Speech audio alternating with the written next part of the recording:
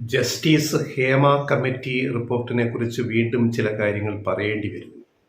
നമ്മുടെ പ്രേക്ഷകർ ക്ഷമിക്കുക. കാരണം കാവ്യനീതി എന്ന് പറയുന്ന ഒരു സംഭവമുണ്ട്. നമ്മൾ പലപ്പോഴും പറയുന്ന ഒരു വാക്കാണ് കാവ്യനീതി എന്ന് പറയുന്നത്. ഇന്നിപ്പോൾ കഴിഞ്ഞ ദിവസം ഹേമ കമ്മിറ്റി റിപ്പോർട്ട് പുറത്തുവിട്ടു. മുഴുവൻ വിട്ടില്ല, 200-ലധികം പേജുകൾ മാത്രം പുറത്തുവിട്ടു. 35ഓളം പേജുകൾ സ്വകാര്യതയുള്ളത് മാറ്റി വെച്ചിട്ട് ആണ് പുറത്തുവിട്ടിരിക്കുന്നത്.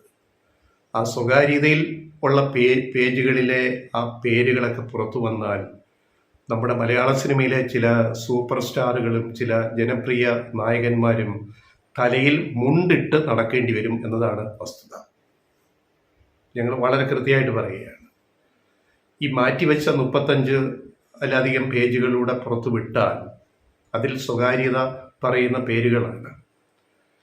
ഈ മലയാള സിനിമയിലെ ചില സൂപ്പർ സ്റ്റാറുകൾ, എല്ലാവരുമല്ല, പിന്നെ ചില ജനപ്രിയ നായകന്മാരും തലയിൽ മുണ്ടിട്ട് നടക്കേണ്ടി വരും എന്ന് നമ്മൾ അറിയുക.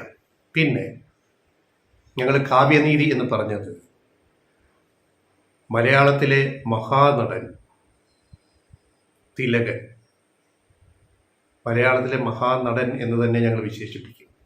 തിലകൻ 10 കൊല്ലം മുമ്പ് പറഞ്ഞ കാര്യങ്ങൾ ഇന്നിപ്പോൾ റീവിസിറ്റ് ചെയ്യുകയാണ് ഹേമ കമ്മിറ്റി റിപ്പോർട്ടിലൂടെ.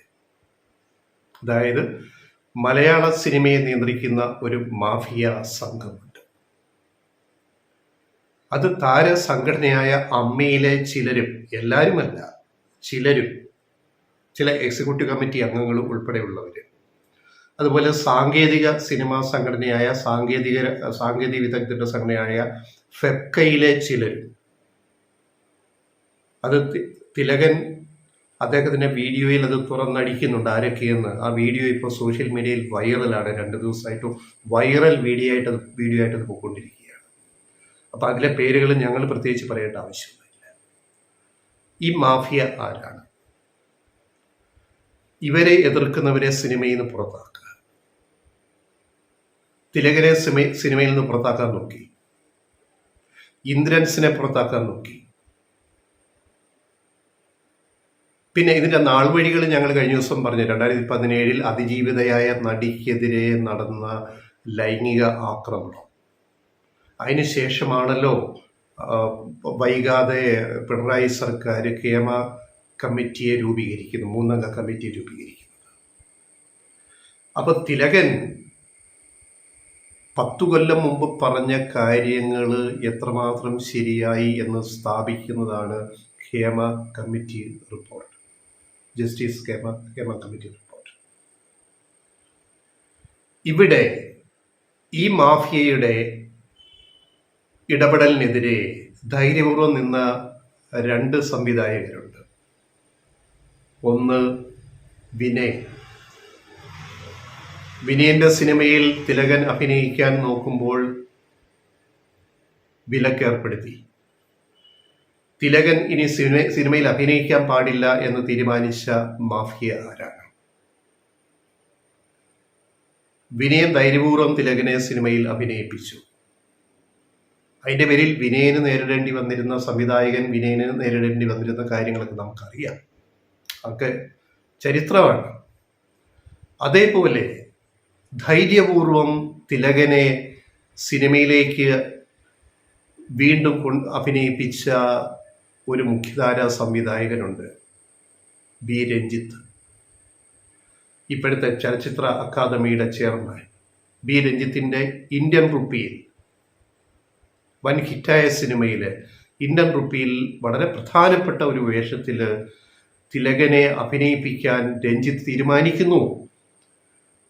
എങ്ങനെ അമ്മയുടെയും ഫെബ്കയുടെയും വെല്ലുവിളികളെ എതിർത്തുകൊണ്ട് ഈ വിലക്ക് ലംഘിച്ചിട്ട് രഞ്ജിത്തിൻ്റെ സിനിമയിൽ ഇന്ത്യൻ റുപ്പിയിൽ അഭിനയിക്കാൻ ധൈര്യം കാണിച്ച ആളാണ് പൃഥ്വിരാജ്. അതവിടെ നിൽക്കട്ടെ. ഈ നടി അതിജീവിതയെ 2017 ലൈംഗിക ആക്രമണം നടത്തുമ്പോൾ അതിന് പിന്നിൽ കളിച്ചത് ആരൊക്കെയാണെന്ന് ഇപ്പം നമുക്ക് എല്ലാവർക്കും അറിയാം. അന്ന് ഈ നടിക്കൊപ്പം ഏറ്റവും കൂടെ ഉണ്ടാവുമെന്ന് പറഞ്ഞ ഒരാളാണ് പൃഥ്വിരാജ്. ഈ മാഫിയ എത്ര കാലം മലയാള സിനിമ അടക്കി വാണു? ഒരു ജനപ്രിയ നായകനും ഒരു ഒന്ന് രണ്ട് ചില സൂപ്പർ സ്റ്റാറുകളും കൂടെ കൂടിയിട്ട്, പിന്നെ അതിൻ്റെ ചില സിൽബന്തികളും കൂടെ കൂടിയിട്ട്. അന്ന് തിലകൻ പറഞ്ഞത് ഇന്നിപ്പോൾ ഹേമ കമ്മിറ്റി റിപ്പോർട്ട് സാക്ഷ്യപത്രമാണ്, തെളിവ് സഹിതം പറയുകയാണ്. ഈ ബാക്കി 35 പേജിന്റെ പുറത്ത് വന്നാൽ ചിലർ തലയിൽ മുണ്ടിട്ട് നടക്കേണ്ടി വരുമെന്ന് ഞങ്ങൾ പറയുന്നത് അതുകൊണ്ട്. ഈ ഹേമ കമ്മിറ്റി റിപ്പോർട്ടിന്റെ നിർദ്ദേശങ്ങൾ സർക്കാർ അംഗീകരിക്കുമെന്ന് കഴിഞ്ഞ ദിവസം കേരളത്തിന്റെ മുഖ്യമന്ത്രി പിണറായി വിജയൻ വ്യക്തമാക്കി കഴിഞ്ഞു വാർത്താ സമ്മേളനത്തിലെ. ജുഡീഷ്യൽ ട്രൈബ്യൂണൽ രൂപീകരിക്കും. ഇനി ഈ മൊഴി കൊടുത്ത ഹേമ കമ്മിറ്റിക്ക് മുമ്പാകെ മൊഴി കൊടുത്ത ആരെങ്കിലും സിനിമാ രംഗത്തുള്ള നടിമാരോ മറ്റ് സാങ്കേതിക പ്രവർത്തകരോ ആരെങ്കിലും മുന്നോട്ട് വന്ന് പരാതി തന്നാൽ വളരെ നിഷ്കരുണമായിട്ട് ആ കേസ് അന്വേഷിക്കും, കുറ്റവാളികളെ കണ്ടെത്തി ശിക്ഷിക്കും എന്ന് ഈ സർക്കാർ വ്യക്തമാക്കിയിട്ടുണ്ട്. പക്ഷേ ഇവിടെ ചില മുഖ്യധാരാ ചാനലുകൾ കഴിഞ്ഞ ദിവസം അന്തിച്ചർച്ചയിൽ പറയുകയാണ് 4 വർഷം ഈ റിപ്പോർട്ട് പിണറായി സർക്കാർ പൂഴ്ത്തിവെച്ചല്ലോ എന്ന്. അതിൻ്റെ കാര്യം ഞങ്ങൾ കഴിഞ്ഞ ദിവസത്തെ വീഡിയോയിൽ പറഞ്ഞിട്ടുണ്ട്. പിണറായി സർക്കാർ പൂഴ്ത്തിവെച്ചോ? ആരാണ് റിപ്പോർട്ട് പുറത്തുവിടരുതെന്ന് പറഞ്ഞവര്? ജസ്റ്റിസ് ഹേമ തന്നെ പിന്നീട് മുഖ്യമന്ത്രിയുടെ പ്രിൻസിപ്പൽ സെക്രട്ടറിക്ക് കത്തെഴുതുകയാണ് ഈ റിപ്പോർട്ട് പൂർണ്ണമായിട്ടും പുറത്തുവിടരുത്. അപ്പൊ എങ്ങനെ വിടാൻ പറ്റും ഒരു സർക്കാരിന്? 1. 2, വിവരാവകാശ കമ്മീഷന്റെ മേധാവി വിൻസൻ എം പോൾ മുഖ്യ വിവരാവകാശ കമ്മീഷൻ തീരുമാനിച്ചപ്പോഴും സർക്കാരിന് പിന്നെ അതിനെ മറികടന്നിട്ട് എന്ത് ചെയ്യാൻ പറ്റും? അങ്ങനെ 4 കൊല്ലം ഈ റിപ്പോർട്ട് പെട്ടിയിലിരുന്നു. അതിന് പിണറായി സർക്കാരാണ് ഉത്തരവാദി. എന്തൊരു അബദ്ധജടിലമായ കാര്യങ്ങളാണ് മലയാളത്തിലെ മുഖ്യധാര മാധ്യമങ്ങളിൽ, ടെലിവിഷൻ ചാനലുകൾ നടക്കുന്നത്. യാഥാർത്ഥ്യം ജനങ്ങളിൽ നിന്ന് മറച്ചു വെക്കാനുള്ള ഈ ഗൂഢശ്രമം ഉണ്ടല്ലോ. എന്നിട്ട് അതിനെപ്പറ്റി അന്തിച്ചർച്ച. എന്നിട്ടൊരു വ്യാജ പ്രസിഡന്റ് ഇപ്പം ഇറങ്ങിയിട്ടുണ്ട്. ഇന്നലെ വ്യാജ യൂത്ത് കോൺഗ്രസ് പ്രസിഡന്റ് രാഹുൽ മാങ്കൂട്ടത്തിൽ.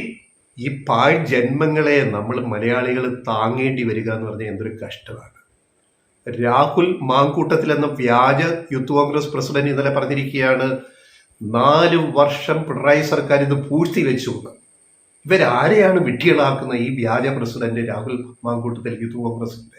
സർക്കാർ ഈ കമ്മീഷൻ റിപ്പോർട്ടിന്മേൽ ബാക്കി എല്ലാ നടപടികളും സ്വീകരിക്കുമെന്ന് വ്യക്തമാക്കി കഴിഞ്ഞു. ഈ മാഫിയയ്ക്കെതിരെ, മലയാള സിനിമയിലെ മാഫിയയ്ക്കെതിരെ മൊഴി കൊടുത്ത ഇവരാരെങ്കിലും ധൈര്യമായിട്ട് മുന്നോട്ട് വന്നിട്ട് കേരള സർക്കാരിൽ പോലീസിൽ പരാതിപ്പെട്ടാൽ അപ്പം മുതൽ നടപടികൾ തുടങ്ങും. അതിലൊരു വിട്ടുവീഴ്ച ഉണ്ടാവില്ല എന്ന് മുഖ്യമന്ത്രി പിണറായി വിജയൻ വ്യക്തമാക്കി കഴിഞ്ഞു. തിലകൻ കാണിച്ച ധൈര്യം, അല്ലെ വിനയൻ കാണിച്ച ധൈര്യം, അല്ലെ സംവിധായകൻ രഞ്ജിത്ത് കാണിച്ച ധൈര്യം, അല്ലെങ്കിൽ പൃഥ്വിരാജ് കാണിച്ച ധൈര്യം, അങ്ങനെ ഈ ഒരു ഗൂഢസംഘത്തെ ഉന്മൂലനം ചെയ്യണം. മലയാള സിനിമ മാറിക്കഴിഞ്ഞു. ഇത്തവണ 160-ലധികം സിനിമകളാണ് സ്റ്റേറ്റ് അവാർഡിന് സ്ക്രീനിങ്ങിന് വന്നത്. പുതിയ ചെറുപ്പക്കാർ വരുന്നു. ഈ മാഫിയ ജനപ്രിയ നടനും സൂപ്പർ സ്റ്റാറും ഒക്കെ പോയിക്കൊണ്ടിരിക്കുകയാണ്. പുതിയ ചെറുപ്പക്കാർ വരുന്നു. അവര് വളരെ സൃഷ്ടിപരമായിട്ട് സിനിമയെടുക്കുന്ന പുതിയ പ്രമേയം കൊണ്ട് അവർ അത്ഭുതങ്ങൾ കാണിക്കുന്നു. ഈ അടുത്ത 3-4 വർഷങ്ങൾ ഇറങ്ങിയ സിനിമകൾ നമ്മൾ നോക്കുക. കാലം മാറി. നിങ്ങളുടെ മാഫിയ സംഘമൊന്നും ഇവിടെ നിലനിൽക്കത്തില്ല. അപ്പം ചെയ്യേണ്ടത് ഈ മൊഴി കൊടുത്തവര് രംഗത്ത് വരിക, സംസ്ഥാന സർക്കാരിൽ നിന്ന് നടപടികൾ സ്വീകരിപ്പിക്കുക, അതിനവർ പരാതി കൊടുക്കുക.